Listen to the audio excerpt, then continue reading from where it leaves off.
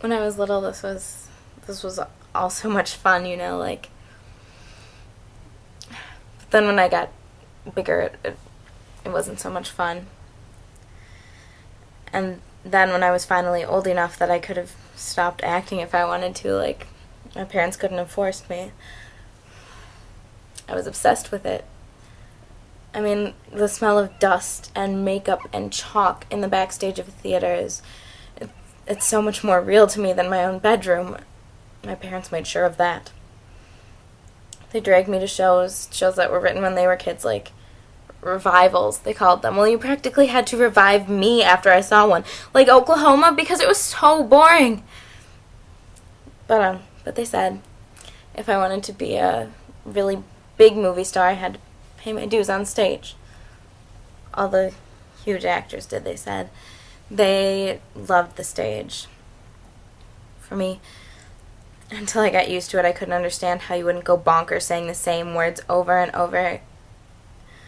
But then I got to understand, like, when a singer sings a song, even if it's their famous song that they've sung 1,000 times and they're famous for it, it feels different.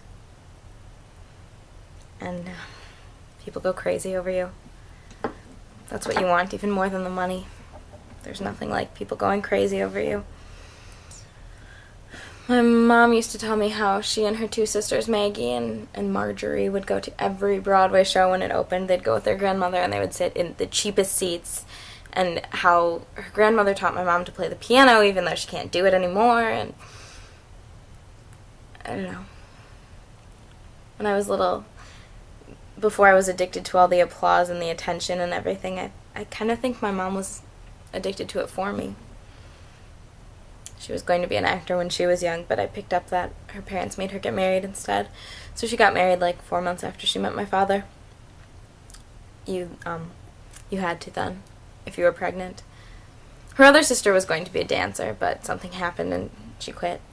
Her other sister had like no talent except for a little singing, and she doesn't even do that anymore.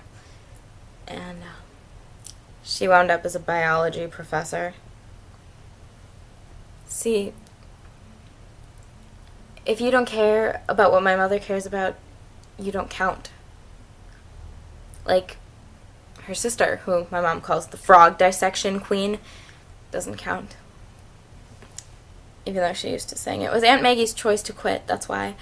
Something happened to Aunt Marjorie, like a groin pull or something, I don't know. But anyway, the point is, Aunt Maggie didn't have to quit, and she did anyway.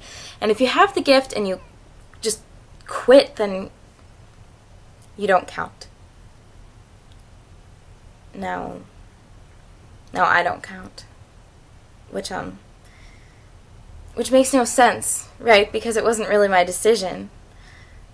I mean, after all I'd been through, you know what I expected. I kind of thought that I would get taken home and taken care of really kind of carefully at home for a semester, like someone who'd been sick, but my parents just started driving, and I fell asleep in the back seat, and until we got to Miss Taylor's, I didn't know a thing. I was so pissed off that I punched my dad, and I told him what a lying crap he was, and they sent this beautiful but like totally wacko girl down to talk to me, Suzettet, who had like 4 zillion tattoos. Suzettet told me I could stay in the car as long as I wanted until I starved to death, and I'd have to go in anyway. She told me that she wanted to be in a rock band, but her parents wanted her to go to Yale, so guess who won? After that, I could tell it was no use.